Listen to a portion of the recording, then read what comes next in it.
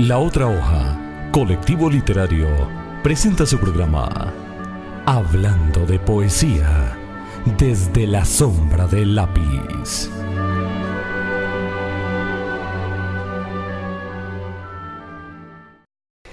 Buenos días, oyentes de expresionestereo.com, la radio que te acompaña. Hoy en la mesa de trabajo estamos con nuestro productor, ingeniero de sonido, Nelson Puentes. Buenos días, Nelson. Muy buenos días a todos los oyentes que nos sintonizan a través de www.expresionestereo.com. Hoy sábado, como es costumbre cada 8 días, en el programa de La Otra Hoja. Y con Carlos Camilo Torres. Buenos días, Carlos Camilo. Muy buenos días, Nelson. Buenos días, Carlos. A hablar hoy un poco de Edgar Allan Poe. Muy bien. ¿Y quién les habla? Carlos Acosta. Y Carlos Camilo nos tiene una información antes de arrancar con este interesante programa, con este homenaje a Edgar Allan Poe. Tenemos algunas referencias del libreto de Foy Raymond, de Frederick Frank, de Daniel Hoffman, de Joseph Woodcrush, de Sobadan, de Wallen Terence, de Charles Baudelaire, de Harold Bloom, de Jorge Luis Borges, de Ricker Martín y Valverde José María. Y como decía mi profesor de filosofía, Aloncito Marín, ya que en paz descanse, hincados sobre los hombros de nuestros antepasados veremos más lejos que ellos. No podemos desconocer a otros que han estado presidiendo en la investigación. Estuvimos mirando unos antecedentes, ¿no?, de el bisabuelo paterno de Poe, de Edgar Allan Poe, ¿sí? Se llamaba John Poe, y este caballero emigró desde Irlanda hasta Estados Unidos en el siglo XVIII, imagínense una época tan complicada, y se hizo granjero, y allá se casó con una mujer inglesa que habitaba en Estados Unidos. No es cosa rara, porque los ingleses invadieron partes de Estados Unidos, sobre todo la parte norte. Y algunos irlandeses también. En estos primeros años, allá en ese lugar, nace el 19 de enero de 1809, en la ciudad de Boston, Edgar Allan Poe, donde ya había nacido primero su hermano mayor, William Henry Leonard. Dicen que el inglés norteamericano es el inglés bostoniano, ¿no? El mejor, porque el otro es como cortan mucho, hacen muchos apóstrofos. Es el más elegante, sí, podríamos decir. Es el que más se parece al inglés de Inglaterra, a los de los gentlemen, ¿no?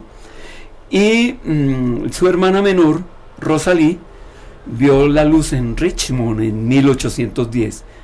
Edgar pudo haber recibido dicho nombre por un personaje de William Shakespeare que aparece en la obra El Rey Lear, que representaban los padres en 1809, año de su nacimiento. David Poe abandonó a su familia en 1810 y su mujer Elizabeth murió un año después de tuberculosis y apenas tenía 24 años, Carlos. Lo único que conservó Edgar de sus padres biológicos fue un retrato de su querida madre y un dibujo de el puerto de Boston. A su hermana Rosalie le correspondió un joyero vacío, el motivo por el cual Edgar y Rosalie fueron adoptados, porque al morir su madre y su padre, los niños quedaron totalmente desamparados en Richmond, mientras que los abuelos residían en Baltimore y ya se habían hecho cargo de otros hermanos, que era William Henry, que ya vivía con ellas. Hablando un poquito del árbol genealógico de Edgar Allan Poe, su padrastro, del cual Edgar tomaría el apellido, fue un acaudalado comerciante de ascendencia escocesa. Sus negocios incluían el tabaco, tejidos, tés, cafés. Parece que estuviéramos hablando de la pobre viejecita. Vinos, licores, grano, lápidas, caballos y aún el comercio de esclavos. Hombre colérico e intransigente, desempeñó un papel destacado, si pudiéramos decirlo, negativamente hablando, en la vida de Edgar Allan Poe. Por ejemplo, nunca demostró simpatía alguna por sus ambiciones literarias. Sus biógrafos hacen notar que John Allan tuvo varios hijos naturales fuera del matrimonio. Los Allan acogieron al niño, pero nunca lo adoptaron formalmente, aunque le dieron el nombre de Edgar Allan Poe. Su madrastra, que no había podido tener hijos, sentía verdadera devoción por el muchacho y lo quiso y lo mimó siempre. Se cree que hasta el punto de malcriarlo con las otras mujeres de la casa, lo que trataron de evitar para que no tuviera problemas con el padrastro. Eso casi siempre ocurre, ¿no? Hay como un conflicto. Y este escocés estaba demasiado preocupado por los fallidos negocios londinenses, estaba difícil la situa, y regresó con su familia a Richmond en 1820. De 1821 a 1825 Edgar asiste a los mejores colegios de la ciudad, recibiendo una esmerada educación sureña correspondiente a un caballero virginiano. El English Classical School, de donde conoce ahí los clásicos como Ovidio, Virgilio, César, Homero, Horacio, Cicerón. Y fuera de las horas de clase, Poe pudo escuchar asimismo historias sobre apariciones, cadáveres y cementerios en los barracones de los esclavos negros, cuando su mami lo llevaba de visita a estas plantaciones de la familia. En esos años ya su carácter se ha ido forjando. En 1823 Carlos, a los 14 años, ya había hecho sus primeros pinitos literarios y se enamoró apasionadamente de la madre de un compañero de estudios, a la que le dedicó el conocido poema To Helen, a Helena. Dice algo así como esto: te vi a punto, era una noche de julio, noche tibia y perfumada, noche diáfana, de la luna plena límpida, límpida como tu alma, descendían sobre el parque adormecido, gráciles velos de plata. Ni una ráfaga, el infinito silencio y la quietud perturbaban en el parque. Evaporaban las rosas los perfumes de sus almas para que los recogieras en aquella noche mágica. Para que tú los gozases, su último aliento exhalaban como en una muerte dulce, como en una muerte lánguida, y era una selva encantada, y era una noche divina, llena de místicos sueños y claridades fantásticas. Toda de blanco vestida, toda blanca sobre un ramo de violetas reclinada, te veía, y a las rosas moribundas, y a ti una luz tenue y diáfana, muy suavemente alumbraba. Luz de perla diluida en un éter de suspiros y de evaporadas lágrimas. De todas partes me siguen mirándome fijamente con sus místicas miradas, misteriosas, divinales, me persiguen sus miradas como dos estrellas fijas, como dos estrellas tristes, como dos estrellas blancas. Tiene unidad el poema y es de los primeros de Edgar Allan Poe. Hay una mujer llamada Mrs. Stanard. Era una mujer de gran belleza y contaba a la sazón 30 años. Murió meses más tarde. Parece que esto fue uno de los temas que marcó la vida de Edgar Allan Poe. Sí, porque las mujeres y la muerte. Fue su primer gran amor. A los 15 años era pacífico, aunque no del todo sociable. Era un poco huraño, extraño. Tuvo conflictos con algunos compañeros, incluso llegando hasta los golpes. También son muy conocidas sus dotes como deportista. Era un hombre fuerte vigoroso. Y vigoroso. En 1800, cosa que fue contraria a sus últimos días. Sí. Débil y con unas circunstancias raras que vamos a ver. En 1824 se comienza a gestar el desentendimiento entre él y su padre de adopción, en una carta dirigida por al hermano mayor de Edgar, a William Henry, y él le afirmó: de que somos culpables es algo que no entiendo. ¿De qué tenemos la culpa? En 1825 murió un tío de John Allan, o sea, de su padrastro, William Gall, escocés igualmente y antiguo contrabandista. Había sido considerado el hombre más rico de Richmond y dejó muchos acres de tierra en herencia a su sobrino. La fortuna de este creció considerablemente y en ese mismo año Allan, el padrastro, lo celebró comprando una imponente casa de ladrillo de 2 plantas llamada Moldavia. Fue en el balcón de esa casa donde Edgar Allan Poe adquirió la afición por la astronomía. Por esa época, ya con 16 años, Edgar mantuvo una relación sentimental con una muchacha de la vecindad, Sarah Elmira Royster, quien reaparecería al final de su vida. En carta a un amigo, ella describió muchos años después al futuro escritor de esta forma, Carlos. ¿Cómo lo describe? Claro, y no podemos asegurar que se subió a la terraza solo por la astronomía, o que fue lo primero, si por ver a la vecina.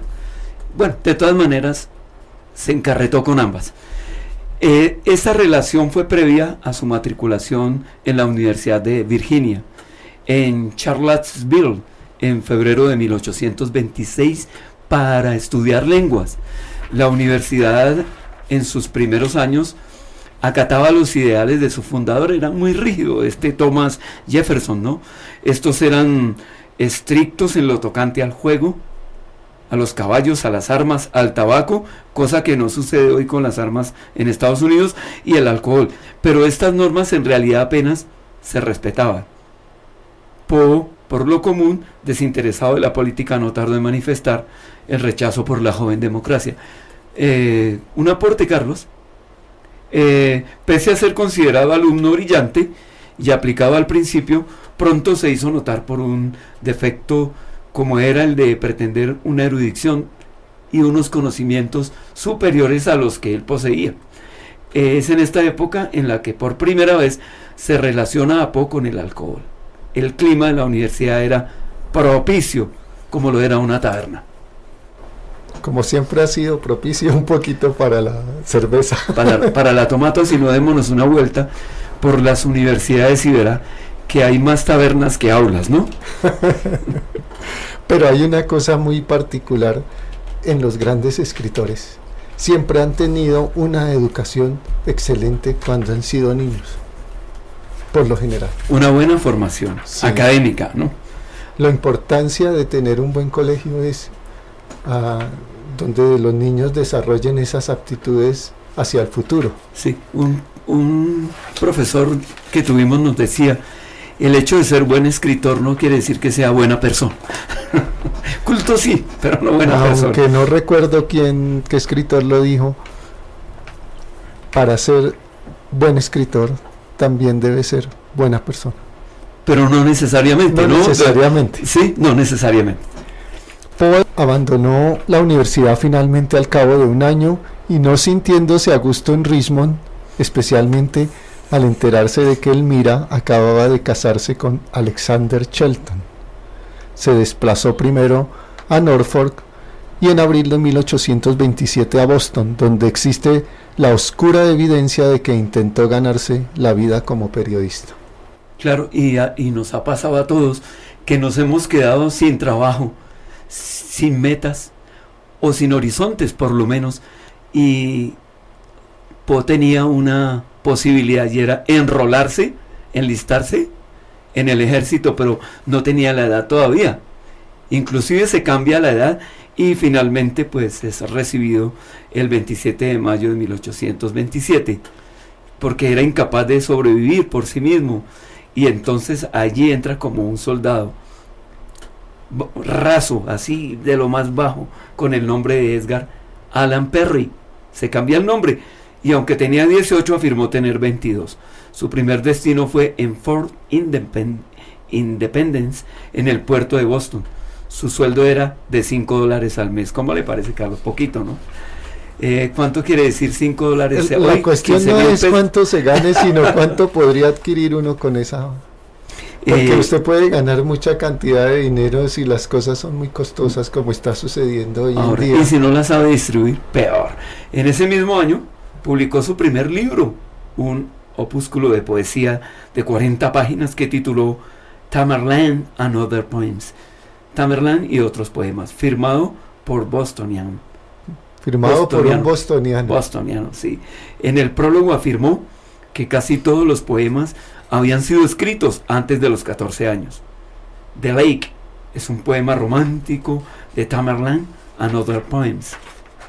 Un poema que es una especie de celebración de la soledad y de la tristeza a través de los pensamientos inspirados por la visión de un lago. Se hacía mirar el lago y escribió: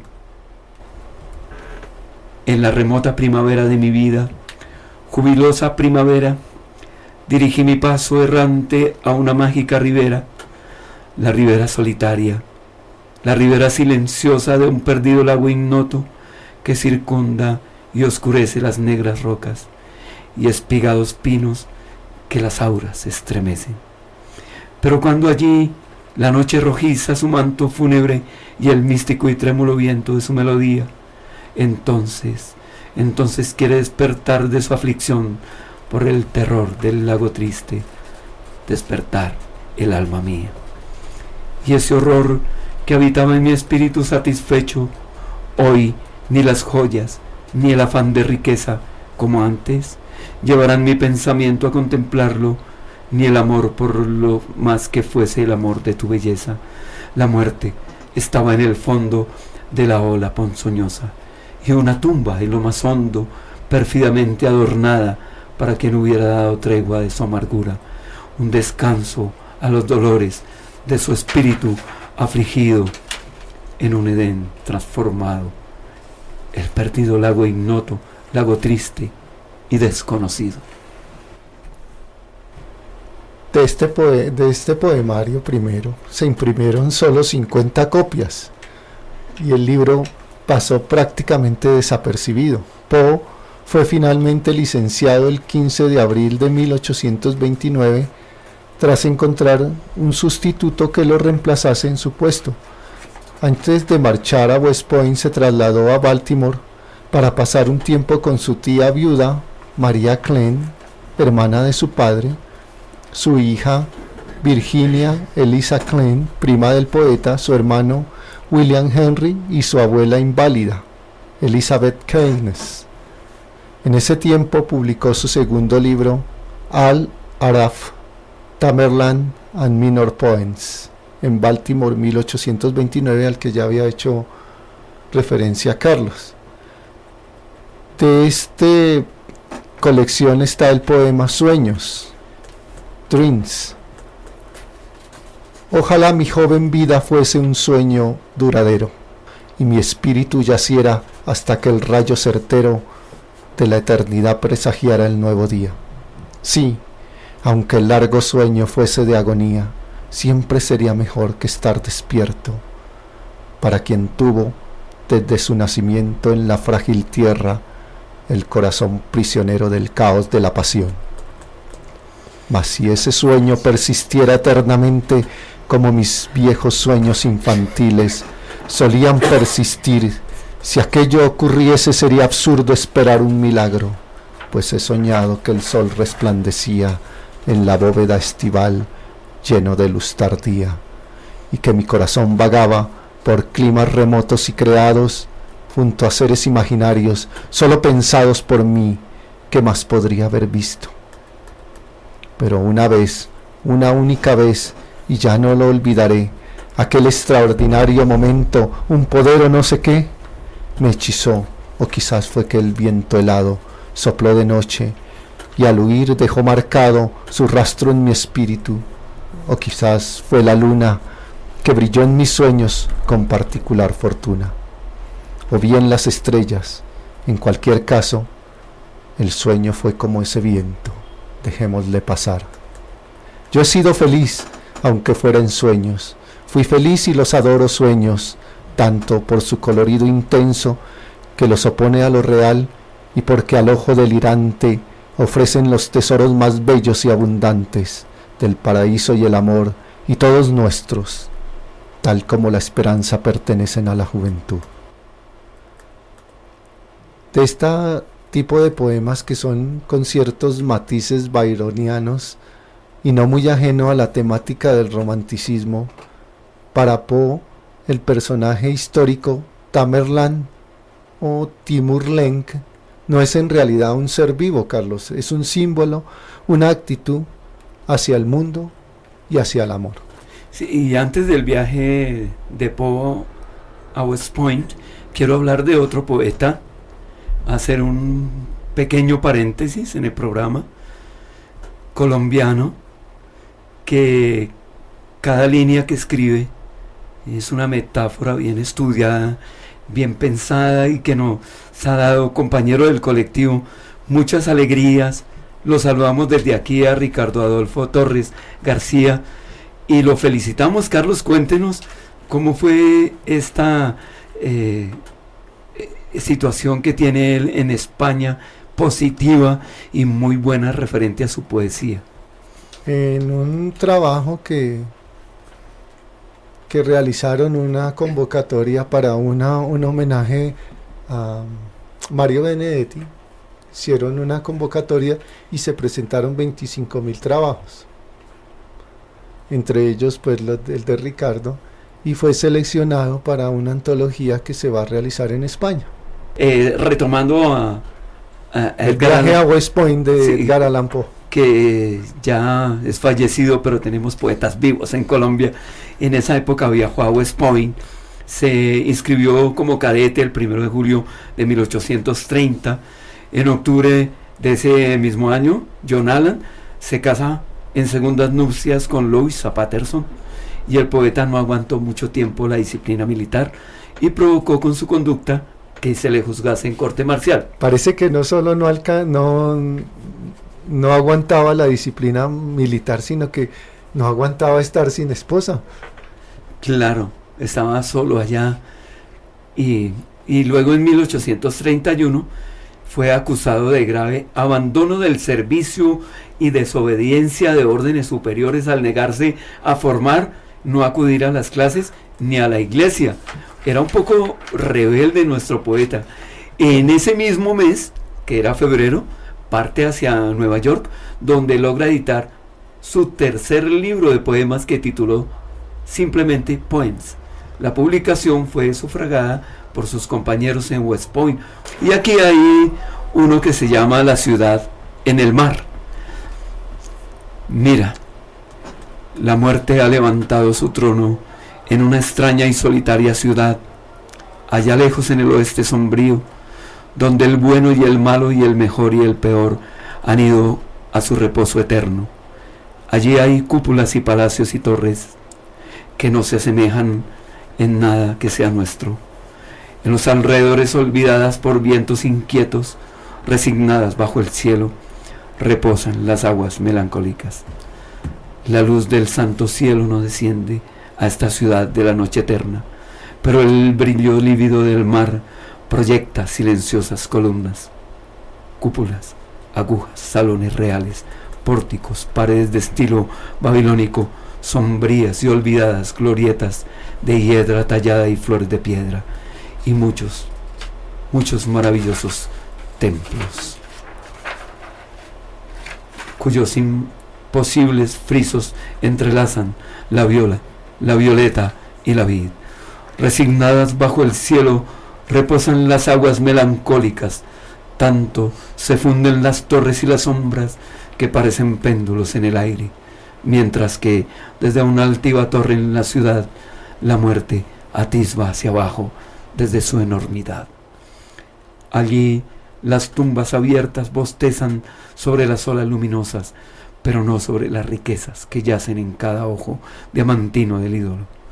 Los muertos alegremente enjollados no tientan las aguas desde sus lechos, pues no se rizan las ondas en este desierto de cristal.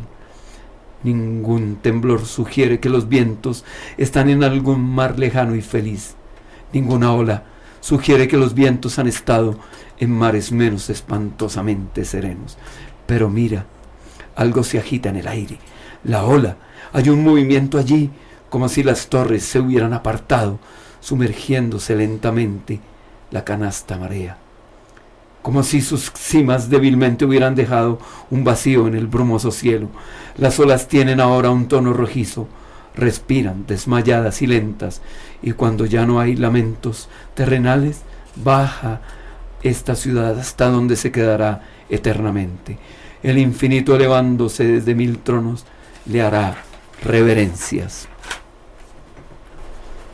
Qué excelentes metáforas, ¿no? Como Sí. esta. Las olas tienen ahora un tono rojizo. Respiran desmayadas y lentas. Difícil capturarlas ahí con las palabras. Un gran escritor, Edgar Allan Poe. Sí, aunque también se habla mucho de los cuentos, ¿no? Más hasta Sí, más adelante vamos a tocaremos hablar. ese tema porque inicialmente empieza escribiendo es poesía. poesía. Pero a lo de los cuentos le vamos a dar como una pinceladita, ¿no? Regresó a Baltimore con su tía, hermano y prima en el mes de marzo de 1831.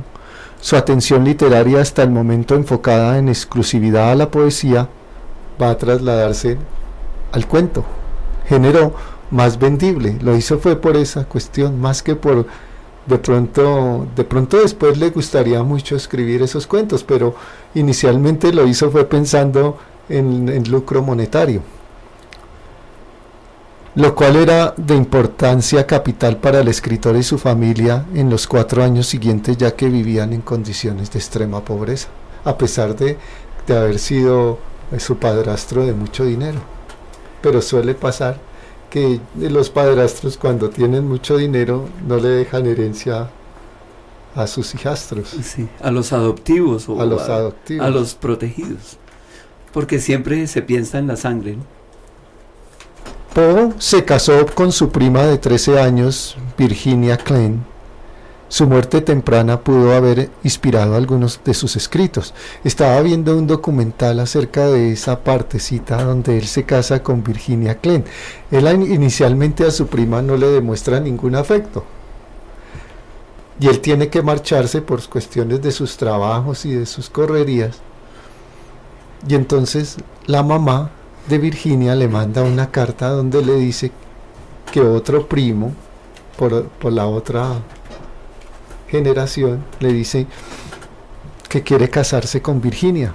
Y ahí en ese momento le manda una carta, no tengo el texto, pero le dice algo más o menos como: imposible, si yo la amo con ferviente pasión, Sí, y sí. yo quiero que sea mi esposa. Tengo que volverme, y por eso se casa con ella a pesar de su corta edad de 13 años. De 13 años, y ella en la partida de matrimonio se aumenta la edad, como él hizo en el ejército, y parece, Carlos, que ella terminó Virginia, porque Poe era impotente, según un escrito que hay más adelante, ¿no? Pero es que esas impotencias se curan por minutos. Sí, ¿no? En 1832 consigue publicar 5 relatos en el periódico Saturday Courier de Filadelfia. Entre ellos se incluye el primer relato que escribió de corte gótico, Metzengerstein, de como un apellido judío. Sí, sí, alemán. Sí. Pero de todos los Gerstein o que terminan en Rubinstein Sí, sí. son de origen judío. Judío. Pero de los judíos que estaban en Alemania, ¿no? Sobre todo. Y que se distribuyeron Se finalmente por diseminaron todo por el todo. mundo. Y luego la historia de el poeta en mención se centra alrededor de Frederick, el último descendiente de la familia Metzengerstein, que carga con una prolongada rivalidad con la familia Bergstieg-Fixing. Con los solos nombres había Sí. rivalidad. Claro, sospechoso de haber causado un incendio que mató al patriarca de los Bergstieg-Fixing. Frederick se obsesiona con un caballo salvaje que no había notado anteriormente. Metzengerstein es castigado por su crueldad cuando su propio hogar se incendia y el caballo lo lleva hasta las llamas. La historia sigue unas convenciones de la ficción gótica, pero a veces cae en la sátira, en la parodia del género. como eran sus primeras pruebas hacia lo misterioso, hacia lo gótico, hacia la muerte, hacia la ficción, porque también tiene un tono de ficción. Hacia las aristas de miedo y todo ese tipo de cosas se metía el hombre. Que en ese tiempo eran Estaba de moda. complejas, ¿no? Y estaba de moda también. Nomás y en la época antigua que uno ha oído en relatos, se habla de cuando no había luz y las personas se reunían en torno de las velas. Todavía la luz eléctrica no existía. Entonces se reunían alrededor de las velas y contaban esas historias. El miedo a la oscuridad, el miedo a la soledad, incluso a la muerte, a los espíritus. Cosa que hoy en día los muchachos ya no los asusta mucho las cosas. Ya no los asusta nada. Sí, ya, ¿con qué los podemos detener? Le voy a quitar el celular, le voy a quitar la tablet. Será lo único. Una semana sin ver televisión y sin usar internet. Ese sería un castigo duro ahora, ¿no? Sí. En 1968 se realizó una película integrada por 3 relatos de Poe y titulada Historias Extraordinarias, Metzengerstein.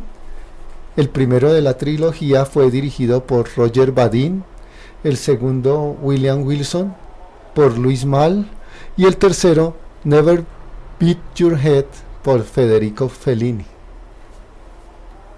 Unos trabajos excelentes. Que llegaron hasta el cine. En esa época empezó a trabajar en su único drama que nunca terminaría, en 1825, Politian. La obra es una versión de ficción de un acontecimiento verdadero, el asesinato de Salomón Char por Jeroboam Buchan en Kentucky en 1825. La llamada tragedia de Kentucky fue conocida en todo el país y de él se hicieron distintas representaciones de la misma. Politian fue escrito en verso blanco.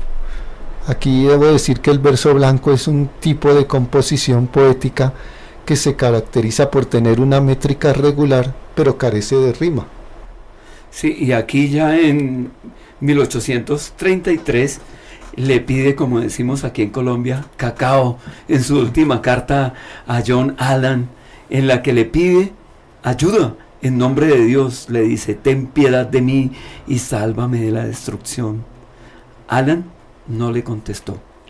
Afortunadamente en esa época el Saturday Visitor, un periódico de Baltimore, otorgó al escritor un premio de $50 por un cuento manuscrito encontrado en una botella. El comité editorial del Visitor declaró que el relato era con mucho y lejos superior a cualquier cosa hasta el momento. 150,000 pesitos. Sí, pero en esa época que, sí, claro que todavía nos hacen falta. Un joyero desarraigado pero de esmerada educación se embarca en un buque de carga en la isla de Java. El viaje es accidentado y en el transcurso de una tormenta toda la tripulación, salvo el joven y un viejo marino, son arrojados al mar. Más tarde el navío será embestido por otro extraño barco de mucho mayor tonelaje. El joven logra salvarse encaramándose a la cubierta del mismo y encuentra con una tripulación tan extraña como el propio barco. Este avanza a toda vela sin rumbo conocido hasta que se precipita el fantástico desenlace. Era como un fantasma marino, algo así, yo no... Manuscrito hallado en una botella se cuenta por tanto dentro del grupo de narraciones que su autor, que cabría denominar intemporales. Aquí puede incluirse El hombre de la multitud, El corazón delator, Silencio y El poder de las palabras. La lista podría alargarse, pero acerca de los citados cabría preguntarse qué elementos internos de la estructura del cuento, que no sea accesorio, identifica estos relatos concretos como de su época. No todos ellos son descaradamente modernos, Carlos, o si se quiere decir insolentemente precursores de lo moderno, en Edgar Allan Poe. Por eso influenció tantos escritores después, inclusive al mismo Whitman. Claro, tenía unos elementos que no se habían manejado hasta ese momento. Ya en 1834 muere su padrastro sin dejarle nada. Absolutamente nada. Nada. Cosa que en lo económico lo dejó ya como siempre había estado a sus propias expensas. Según Wilson, Poe buscaría siempre con ahínco el éxito literario. Sí, tristemente, ¿no? Pero por lo menos estuvo un tiempo como sintiendo una filiación, por lo menos, ¿no? Ya sin papás ni nada. A lo mejor el padrastro también, a pesar de que no lo quería, era la imagen Pero paterna. es increíble que sus padres biológicos ya tenían la vena artística porque eran dedicados al teatro. Sí, Como había- usted lo mencionaba. Claro, al inicio. representaron el Rey Lear y eran duros, estaban representando nada más y nada menos que a William Shakespeare en los teatros isabelinos, ¿no? Esos teatros antiguos, No, es como que dicen, lo que se hereda no se hurta. no se hurta. En esa época reunió un grupo de relatos en un libro que llamó Tales of the Folio Club, cuentos del folio del club. Nunca vería la luz como tal, aunque sí se aprovecharían esos relatos bajo un título que se llamaba Marginalia, editado por Pinaki. Publicó una colección de notables escritos y ensayos. En Nueva York, pese a que logró publicar algunos relatos y reseñas, la situación económica acabó por volverse insostenible y ya a mediados de 1838 la familia volvió a mudarse esta vez al centro literario norteamericano de la época, la ciudad de Filadelfia, Pensilvania, instalándose en una pobre pensión debido a las estrecheces que pasaban. Poe se prestó a trabajos impropios de su talento, como la publicación con su nombre en un texto de conquiliología, que es el estudio científico de las conchas de los moluscos, una rama de la malacología. Los conquiliólogos pueden estudiar las conchas para conseguir entender la diversa y compleja taxonomía de los moluscos o simplemente apreciarlas por su valor estético, hecho que luego le acarrearía grandes dificultades, ya que fue acusado de plagio, porque Sí. como él no hizo el libro, sino solamente se prestó para hacer el prefacio y la introducción, el contenido no supo cómo apareció, o sea, Claro, y aclaremos la palabra científica taxonomía, que en castellano es clasificación. Poe escribió el prefacio y la introducción de este libro, que es objeto de veneración entre los coleccionistas. Fue su quinta publicación. Imagínense, se puso como al nivel de José Celestino Mutis, pero con los moluscos, y ahí como con trampita, ¿no? Es que es difícil. La vida es una cosa y la cuestión literaria es otra. Y la parte económica, Y la parte económica es otra. o como el vecino que me dice, por favor hágamele un poema a mi novia, que no es mi esposa. Pues yo, ¿cómo voy a hacer un poema a alguien de quien yo no siento nada? Porque no siento nada, ¿no? ¿Y cómo es entonces esa anécdota de que le dicen, hágame un poema, Carlos, para una novia que no es mi esposa? Sí, no, pues, permíteme conocerla un poco más, ¿no? Para poder expresar algo, porque sí.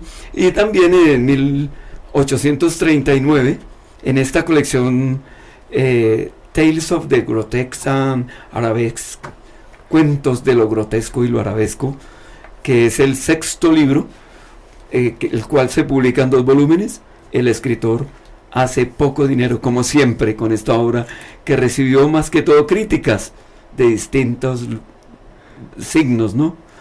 En cuentos de lo grotesco y lo arabesco, luego conocido como 4 bestias en una. Siope, luego conocido como Silencio, una fábula. La incomparable aventura de un tal Hans Pfeffer, un cuento de Jerusalén, A Tale of Jerusalem, y El aliento perdido, entre otros. Estos trabajos permitieron al escritor mejorar la situación de su esposa y de la madre de esta. Se trasladaron a vivir a una casa más agradable, la primera vivienda digna desde los tiempos de Richmond, la casa que le gustaba cuando recién el padrastro recibió la herencia La casa de ladrillo hermosa, con su terraza. Moldavia. Moldavia, nombre bonito. Sí, la casa estaba en las afueras de la ciudad y el escritor tenía que caminar varios kilómetros diariamente para acudir al trabajo. En este periodo de bonanza, Poe desarrolló el germen de la novela policíaca a través de su relato Los crímenes de la calle Morgue, El escarabajo de oro, etc. Gran parte de su obra más importante apareció en el periodo de Grahams, a lo largo de los años 30 y 40. También publicó obras de envergadura como los relatos La cita, Un cuento de las montañas escabrosas, La caja oblonga y El barril de amontillado. Es la más importante, en la más importante revista de la época publicó Godey Ladies Book, radicado en Filadelfia. Fíjese que en cierta forma la muerte del padrastro le quita un problema. Y ahí es donde empieza y él se mete en a otro, emerger a progresar, su talento. pero también se mete en otro problema. Sí, vivir con la suegra. ¿Ah? Qué cosa. Como Pero cuando, siempre le gustó vivir como en familia. En familia. Tenía esa por lo que no había tenido filiación en la infancia. en la infancia.